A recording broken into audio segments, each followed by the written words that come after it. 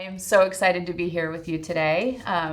We're here to talk about what it's like to be a woman in industries that are pushing the needle and moving forward, and to be part of that conversation is really important. So thank you for doing this, and if you don't mind, just introducing yourself and telling us a little bit about what you do here and where we're at.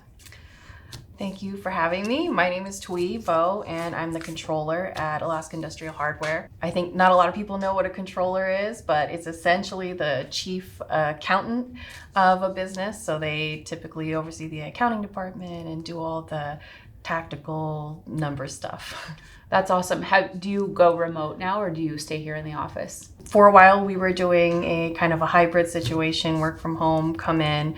But I like to be here. I like to see my team. I like to see the store, the warehouse. So I prefer to be here. So what was that like? I mean, you're a mom, you're a working mom. So how was that to like manage all of that? Because I mean, I'm assuming this business, you have 8 locations across the state.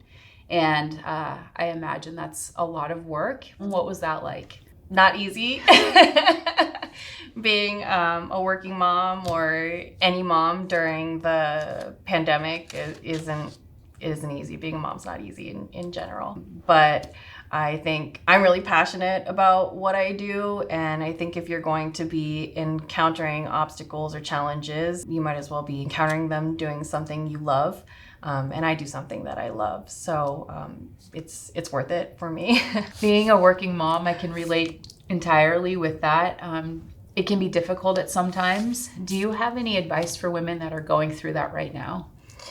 Yeah, something that I say to myself when I need it is, you can do this because you can do anything. And it's been a really powerful mantra for me because I know without a doubt that it's true.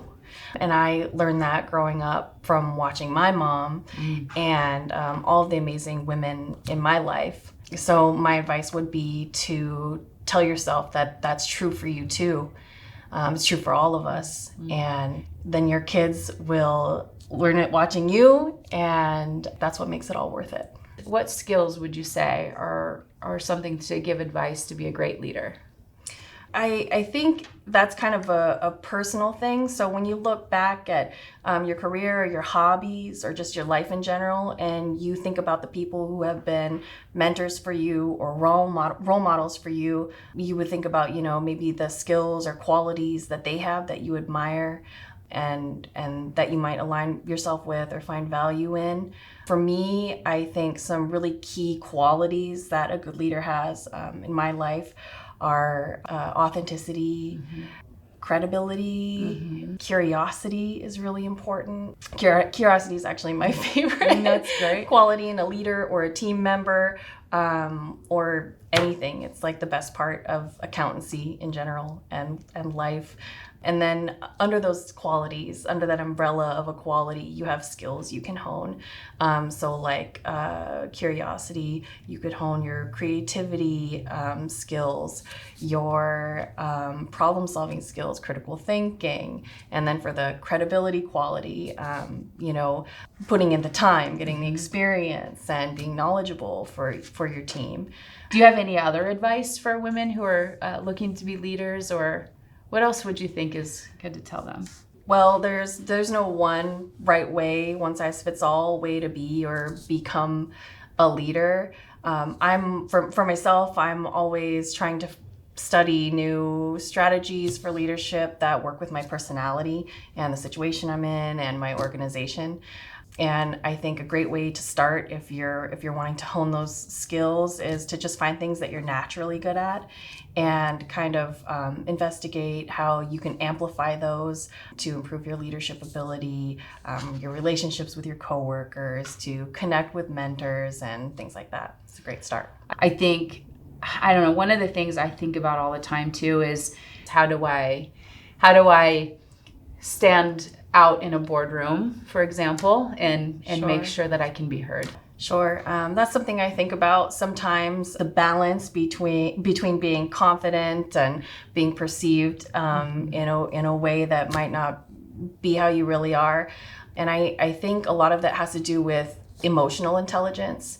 So knowing yourself, knowing who you're talking to, and just being a good communicator. And I don't think you need to change yourself to do that. There's a way to use your background, your diversity of thought, and to provide value. So I don't think you should have to change who you are. Just balance and have some emotional intelligence. When I chose to accept this position at Alaska Industrial Hardware, one of the things that I thought about and I talked about in my interview here was that AIH is a Bering Straits Native Corporation company, and that is a corporation that is dominated by female leadership. Amazing. And I had looked up to some of the women that work here and at our parent company for years, for a literal decade before I started working here. It was something I always admired. So I got to come here and step into a position where women have already come before me and put in the work and built the systems and the mentorship opportunities. And I'm really reaping the benefit of that here. And I hope to continue that for my staff and for all the women coming next.